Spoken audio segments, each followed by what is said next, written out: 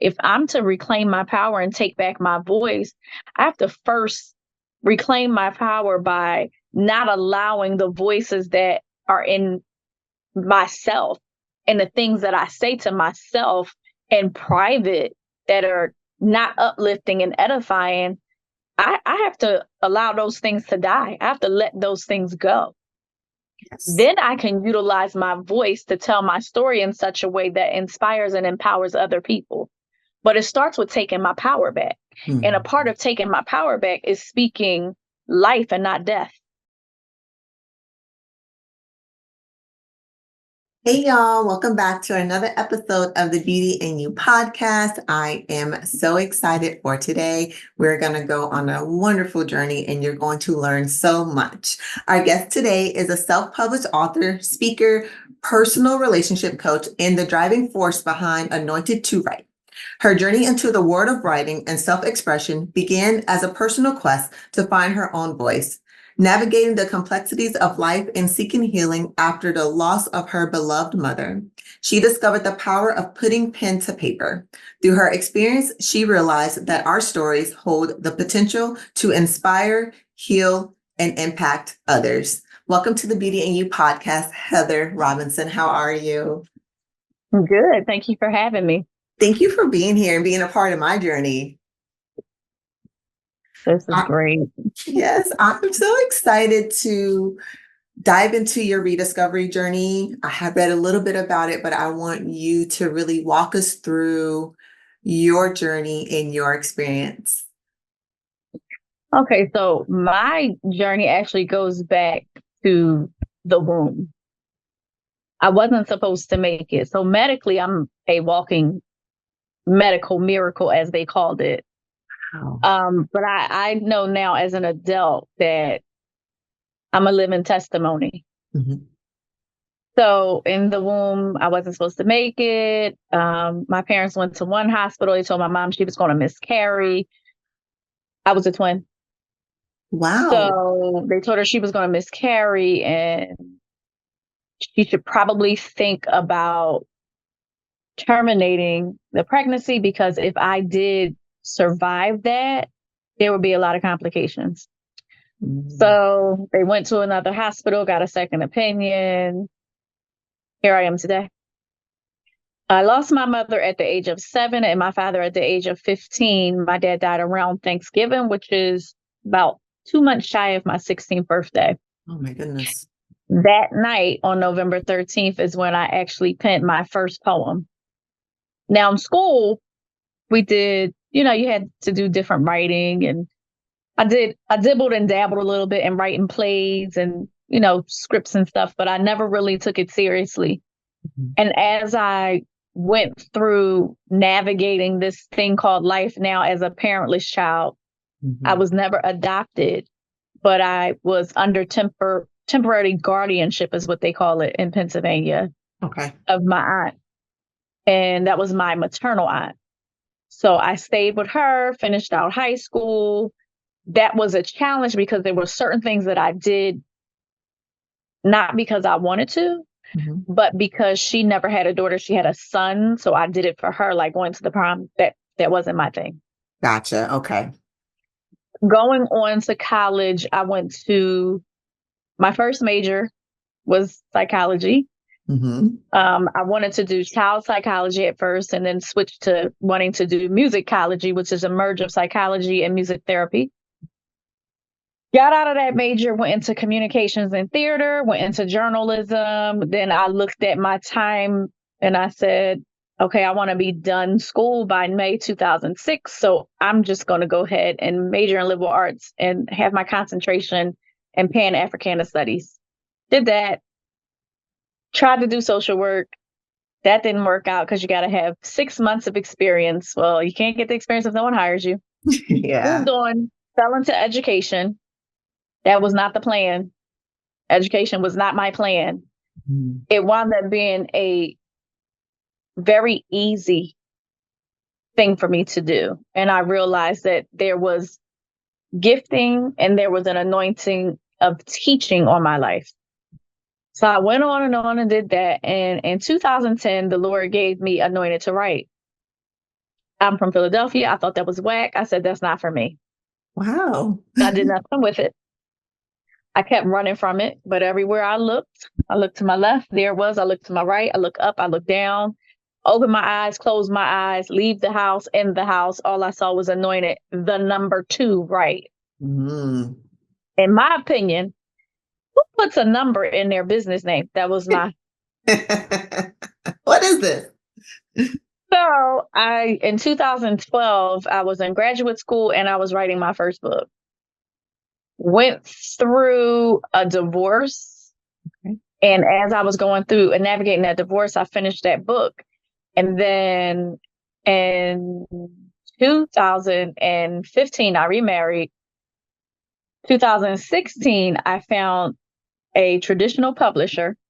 Let me say that again. A traditional publisher. So God gave me Anointed to write in 2010. 6 years later, in 2016, I found a traditional publisher. I did write a book, but I got it traditionally published. So in 2017, I traditionally published my first book, A Season of Crescent, A Spiritual Awakening. I traditionally published this and everything was okay. But then 2019, 2020 hit and my publisher passed away. So that put me in a position where, because of my contract, this way I got to read your contracts, read your contract, and make sure before you do business with someone, there is a contract because it protects both parties. This contract was a good one because what this contract said was for 3 years, you're locked in with this publishing company. If after 3 years, you no longer want to be locked in, you let them know. It can be email, a letter, however you did it, as long as you had a paper trail, and they would let you out of the contract free of charge. If you didn't contact them, it just rolled over to another 3 year. So when he passed away, everything came back to me. So here I am in 2020. Now this is 10 years later. God gave me Anointed to write in 2010. Here we are 10 years later in 2020. Here we are in a pandemic. Here we are on lockdown. Here I am trying to figure out, what am I going to do with this book? 2020 came and went. 2021 came. And I asked my girlfriend to check the domain Anointed to write. Now, from 2010 to 2021, we're at 11 years. She checked it and it still was available. So that told me it was a God thing and not a me thing. And it was ready to go. Like, it's go season. Yeah. So on my birthday, January 26, 2021, I actually launched Anointed to write. And in 2022, I went back and I was able to keep the same cover because the person that did my cover is still living and he gave me the permission to keep the cover. So now I am self-published under Anointed to write. There you go. A Season of Crescent, A Spiritual Awakening. But I also self-published 2 more books at the same time. This is Words of Reflection, a 30-day devotional unto the Lord. And that's just a devotional. I was giving out thoughts of the day and I was texting it to everyone in the phone. And then the Lord told me turn it into a devotional. Again, not something that I wanted to do. I didn't want to write devotionals, but here we are.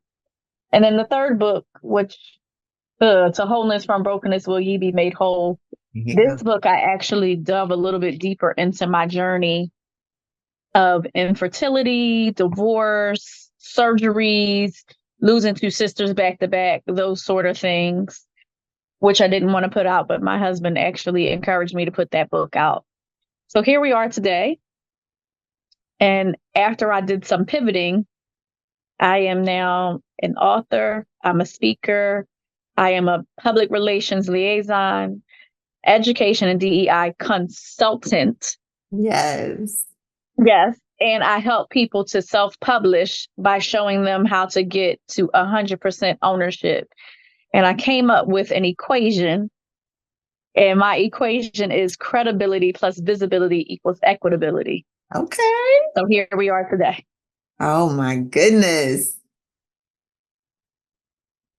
First of all, thank you. Thank you for that. Thank you for sharing your journey. Thank you for putting it out there. And thank you for listening. It doesn't matter how long it took for you to follow what was already on your heart. And I don't want to do this. I don't want to do this. Thank you for doing it. Thank you for doing it, because you are inspiring, empowering, and showing so many people that no matter what, they can do it too. That little voice does not go away.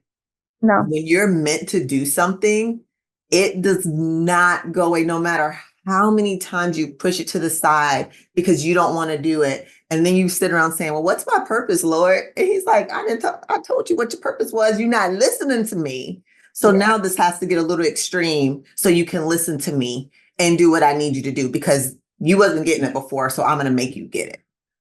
That's true.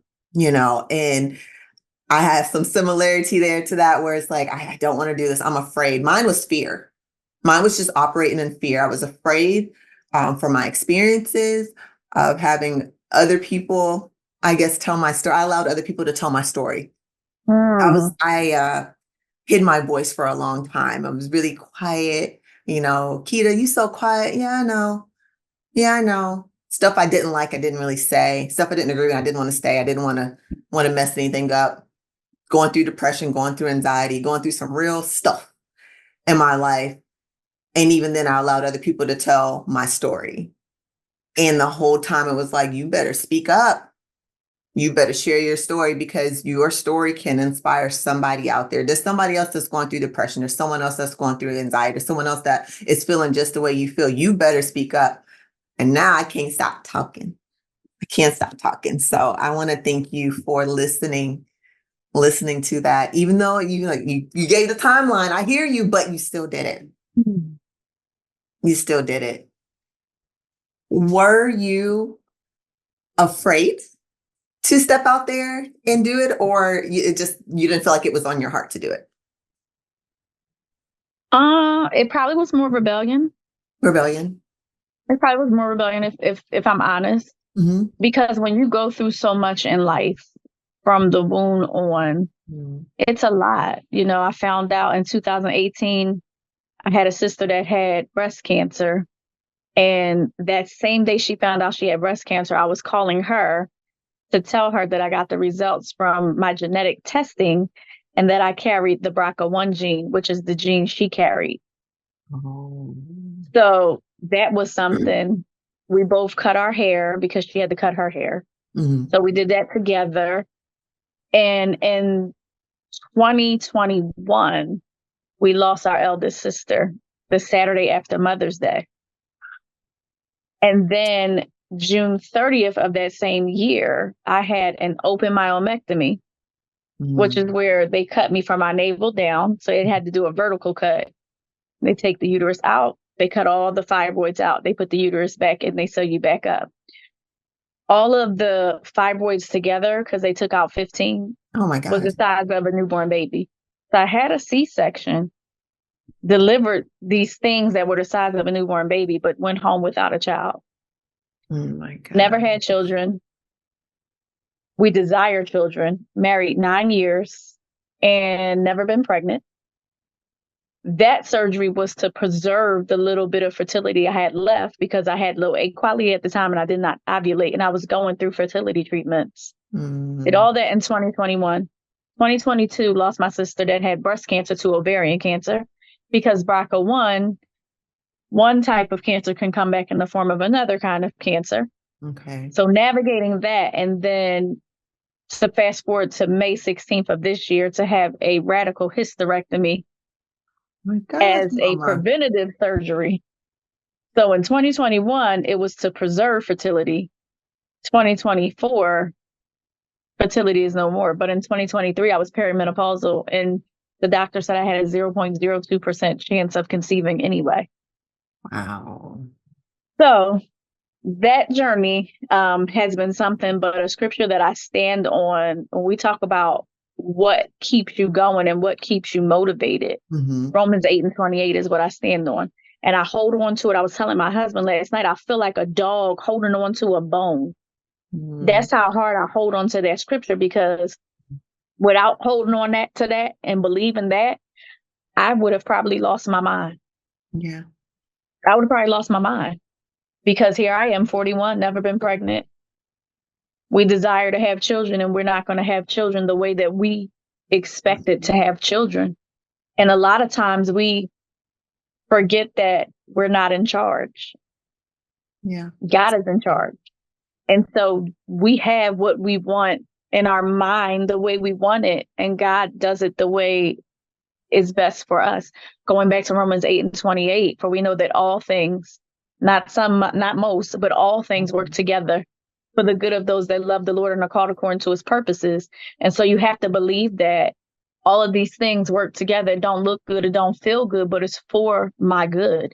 And so whatever it is that he's trying to do and that he's trying to build up in me, and what he's trying to do is peel back these layers to prepare me for the ministry for my husband and I, because he is about to be ordained as an elder. So that's a totally different dynamic altogether as an elder's wife. And I've learned through this process how to navigate ministry, because people are going to call you because they need you for whatever it is they need you for. And you have to know how to put what you're going through to the side and not let it spill over into what you're doing for them. Because as leaders, we're not supposed to bleed on the people. So there's that portion of it too. My goodness. It's hard. It's hard. It's hard, but nobody said life was going to be easy. There you go. But what would you say to someone who's trying to navigate? Like, they're trying to navigate it all, and it's just too much. What would you say to them? Honestly, what I had to do was find my footing. You got to find your footing, and you have to find it in your own way. No one can do it for you. No one can tell you how to do it, although people try to pretend like they can. Don't let anybody rush you through the process, because grief is grief. We all handle it differently. We all go through differently. Don't let anybody rush you through your grief. Don't let anybody tell you just to get over it. You take the time that you need. You sit in it, but don't stay there, because when you become comfortable or complacent in that space, you're going to be stuck, and the world's passing you by, and you're still going to be trying to figure out where and when did you get stuck. And that's a hard place to be, because I got stuck and I had to sit in the when and the where. I got stuck in the blame game, real transparent moment, blaming everything on everybody else around me, but not taking ownership for my part in any of it. Once you start realizing that we don't go through what we go through for ourselves, we go through what we go through to help others get through to the other side. When you realize that you are being utilized as a vessel, it changes it. And so I always tell people, somebody has to be crucified for others to be delivered. And this is not a Jesus crucifixion by any stroke of the imagination, but someone has to be crucified for someone else to be delivered. And I just so happen in this season to be the one to be crucified for different people to be delivered. Even when we talk about the fibroids the surgery I had in 2021, July is Fibroid Awareness Month. No one's talking about it. Yeah. It's hushed. It's quiet, because Black and brown people were taught to suffer in silence, not just women, men included. Yeah. See, we think that infertility just affects women. It doesn't. It affects men too. Sometimes the man can be infertile. Me having the surgery I had affected my husband too, because now we can't have children that look like us, that act like us, that remind us of each other. So that affects both parties. It may affect us differently, but nevertheless, it affects him too. And what we do as a society, we make it seem like abortion, miscarriage, the loss of a child, infertility only affects the woman. And we put great emphasis on the woman, and we ignore the man's feelings because he's supposed to be emotionless. Yeah. And so when we talk about going through what you go through to help others to get through to the other side, that's a part of it for me. As a married woman, it's not just about you. You guys became one. So what impacts you impacts him, and vice versa. So the woman that has to make this decision because she carries some type of cancer gene, this doesn't just affect her, it affects her spouse as well. Yeah. Yeah. One thing you said about I'm going to talk about the grieving process. I'm going to wrap it back around to what you just said. Is that grieving process? I think it's so important to go through the process of grief, but like you said, it's your own, like it is your own pace, and nobody can tell you when you're supposed to be over it. And I think that's important. And we grieve for a lot of different reasons. Yes, for a loss, a loss, everyone's grief, someone passed, but we grieve for trauma, traumatic events. We go through the grieving process, relationships, we go through that grieving process.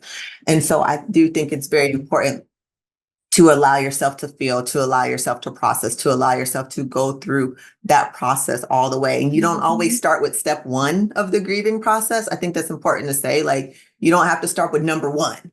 You may start in the middle and then go to acceptance and then go back to denial and then go it's real. It's really real. And so I think it's important that no matter what you go through, that you just allow yourself to feel. And also understand that grief is not limited to the death of a person. Yep. It's the death of a dream. It's the death of a career. It's the death of a relationship. There's a lot of things that we grieve and we try to box it into just being the death of a loved one. And it's so much more than that. It's so much more to grief than that.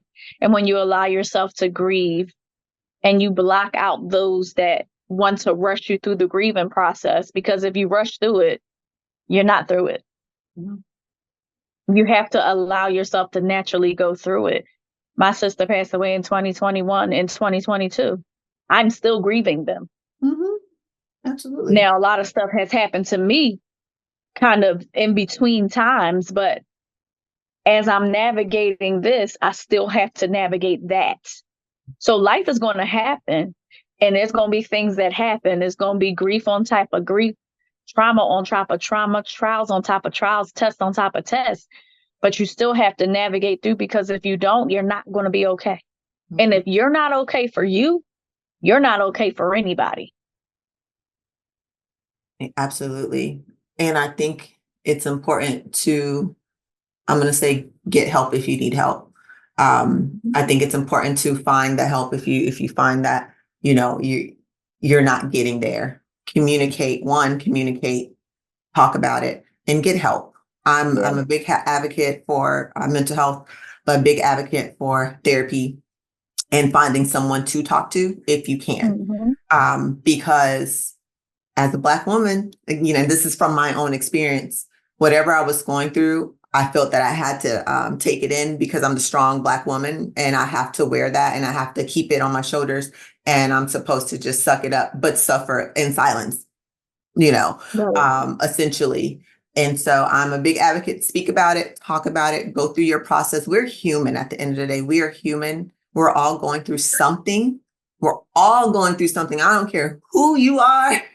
You're going through something. And it's important to talk about that. Like, yes, I am going through something. But like you said, we're all going through things. But I know from my experience that the Lord didn't put me through all of this for nothing. I'm here for a reason. I'm supposed to use it. I'm supposed to speak about it and use my voice and get on these stages and tell my story and inspire and let everyone know you're not alone, and not alone in doing that. And so the power of your voice, which is what I didn't have before, and the power of communication.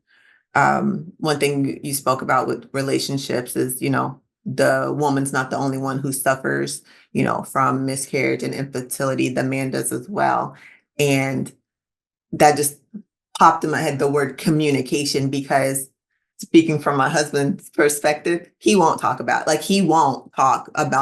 the major things that I know that are affecting him.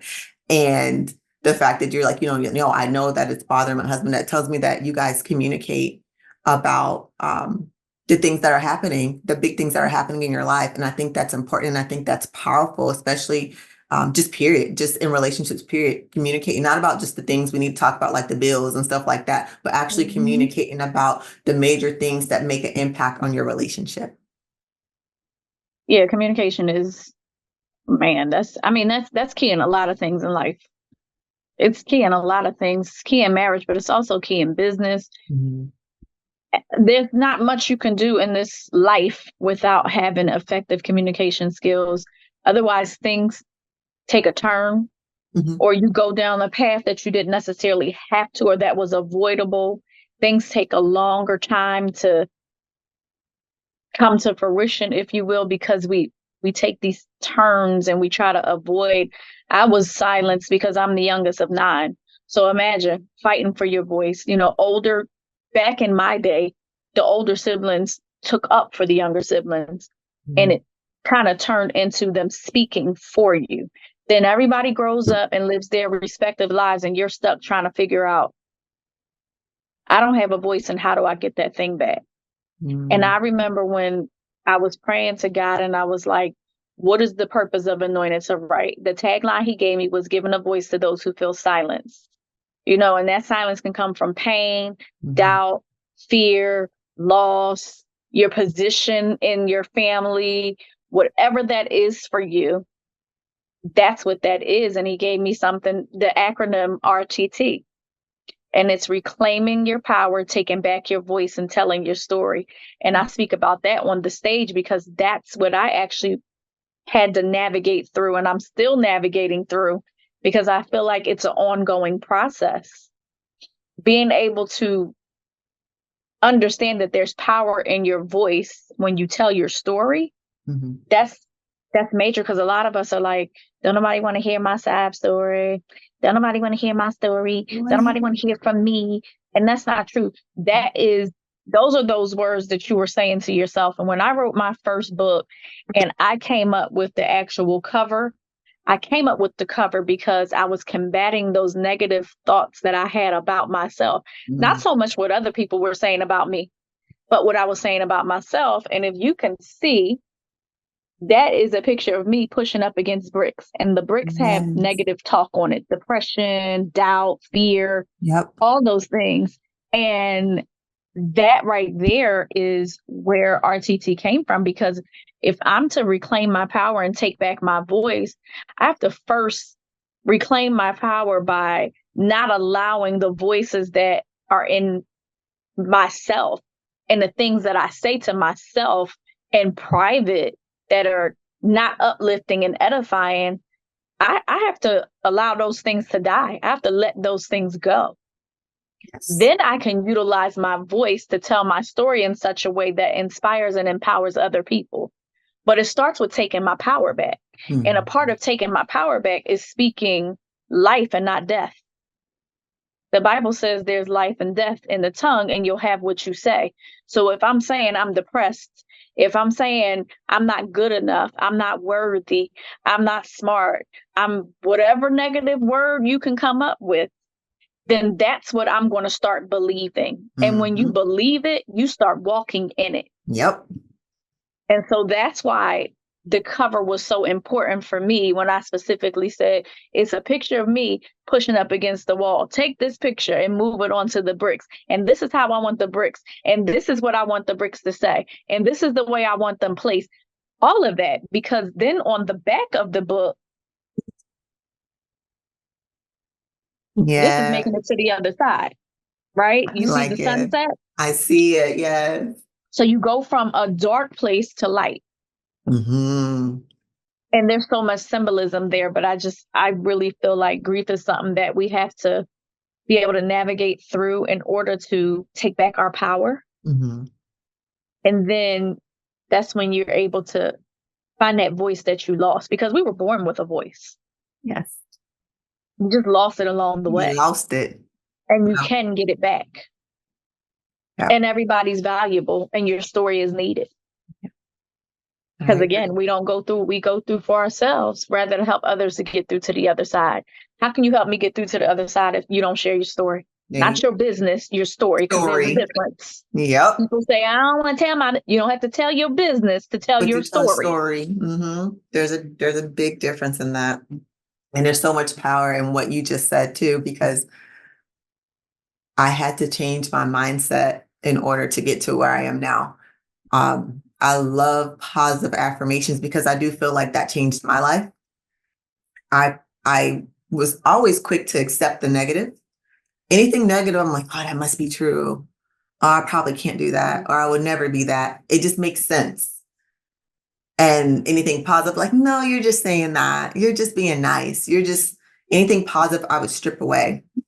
But when I started to embrace, and that was through therapy, actually, when my therapist was like, this negative self-talk, you have to feed yourself positivity. You're feeding yourself everything negative. It's not going to change. You're not going to feel any different. I want you to try this. And I'm like, this is stupid. I was like, this is so stupid. I started talking to myself in the mirror and I'm like, this is dumb. But I would say, I am beautiful, I'm worthy, I'm confident, because I didn't believe any of those things at all. And I would say them, I'm like, this is so dumb. Like, why am I saying, I didn't get it. I didn't understand like why I was saying this to myself. And I don't know what happened. I started to say it more and more with action, of course, with the actionable things she told me to do and started doing. And then I felt different. I moved different. All of a sudden it's like, okay, I understand the power of my voice, because at that point I said, I love journaling.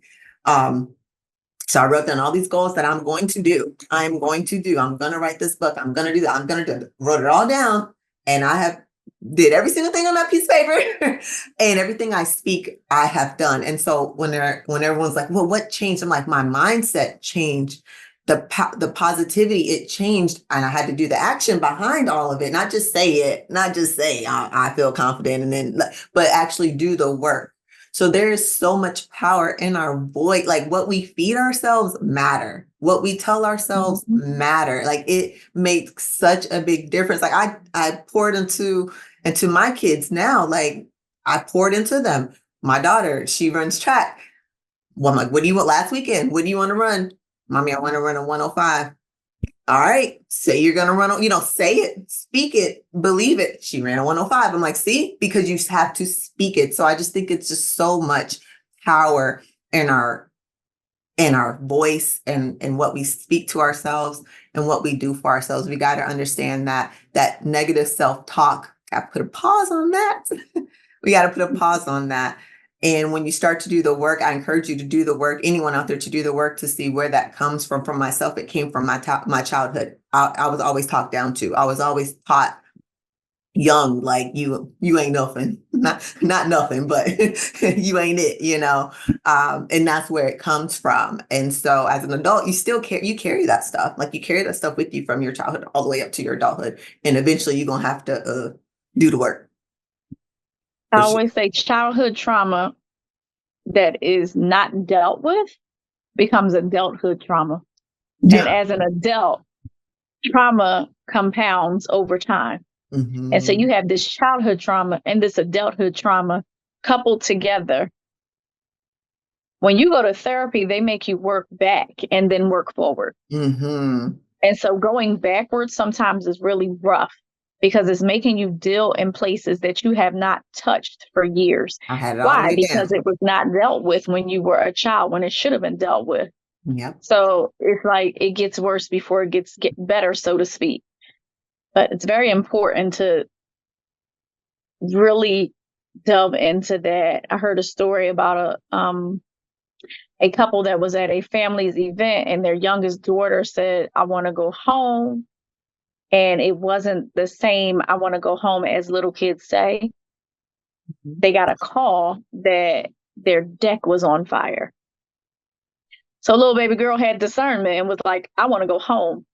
Because she felt something was off, but at a young age couldn't articulate it. Mm-hmm. And as her parents were in the car riding home, listening to her discernment, which kudos to that couple. Yeah, for listening. They got the call that that's what happened. So another thing, when you're young, when you feel like no one believes what you say, you suffer in silence as a kid. Mm-hmm. And then that turns into trauma. And then that unresolved trauma as a child spills over into adulthood. So many layers to this. So many layers. We got to do the work. We have to do the work. When you start that rediscovery and healing empowerment journey, I just believe the work is so important. Even though it's challenging, I'm not saying it's easy. It's hard. It was very difficult. And to me, rediscovery is it's a circle. Like we're always learning ourselves and learning more about ourselves and digging into it. And wow, where'd that come from? Oof. I thought I did with that. I didn't. So it's always continuous, but I encourage everyone to do the work because I do feel like it's necessary. And as many dreams as there is out there to accomplish, I still believe that we have to do the work before we can go. Yeah, we got to go backwards before we can start moving forward because it's going to come up. It's going to come up some way, shape, form. It's going to come out of your body. I really believe that. I really, really believe that. You have, like I said before, I'm just very, I'm very proud. I mean, you're probably like, okay, but I am really proud of you and your journey and just your willingness to share your story. You have so much wisdom there. And I just thank you for, sharing that on this platform today. Well, thank you so much for allowing me to share that. I feel like a lot of people don't know how to go through the process of sorting through whatever is going on in your head. When you have a lot of trauma, there's a lot in your head at one time. Mm-hmm. And I always like to tell people, we talk about brain dumping. That's really brainstorming. And if you can just write out all of your thoughts, that's the brainstorming, brain dump, however you want to terminology wise say it. That's getting it all out on paper. Some of the best books have come out of people's brainstorming process. Mm-hmm. And I actually have a free ebook on my website for those that actually go and subscribe to anointed2write.com. This ebook gives you the 5 steps to take that book that's in you down on the inside of you from the incubator to the paper. So again, that's a freebie. You go on over to anointed2write.com and register. You get that free ebook. Yes. And it'll actually help you go through the process of writing your book. So you don't have to hire someone to help you write it. Do it. Look, she's giving it to y'all. And I'll make sure that that's linked as well in the show notes. Oh my goodness. You've been awesome. Can you tell anyone where they can find you on your socials? So if you go to my Linktree, which is Linktree/Anointed2Write LLC, all of my socials are there. It makes it so much easier than saying this is this and this is that, because no one's going to remember that. Gotcha. And I'll link that as well. And everything that I have coming up is on my socials. Yes. And you're busy, by the way. I know. I have a write and learn that's $197. It's 2 hours. We go through the process of writing your book. There is a speak and learn for people who are already speakers. But a lot of times people start off as speakers. They have a keynote or they have their signature talk written out. But when they get on the stage, they get nervous. Mm-hmm. And so we show you techniques that you can utilize to deal with your nerves, avoid those filler words like, you know what I'm saying? Because when you're on the stage, people are looking at you as the authority. And when you use filler words, it diminishes your authority. Mm-hmm. And because that's how we are wired as people, we won't hire you. We won't buy into your message because you're using those filler words and it's like fumbling the ball. Yeah. You don't want to fumble the ball when you're in front of the audience. So we go over techniques to hone in on those skills. We help you enhance your communication and your public speaking skills. That's also $197. I do have for Philadelphia County, Montgomery County, Chester County, and Delaware County. I am doing a coffee and collaboration that will be in Eagleview, Pennsylvania. The address is on the flyer. The flyer's on all my socials. This is at Starbucks. It is at 11 a.m. on the 20th of this month. That is the 3rd Saturday. We are just coming together. Mm-hmm. There's some goodies that we'll be giving that you guys don't know about and won't know about unless you show up. But the flyer is on my socials. So there's that. And if you're looking for a way to go from someone who traditionally published like I did to learning how to self-publish, I'm your girl. Why? Because I went through the process, and you too can have 100% ownership. There you go. Thank you again, Mama. And all right, guys, until next time.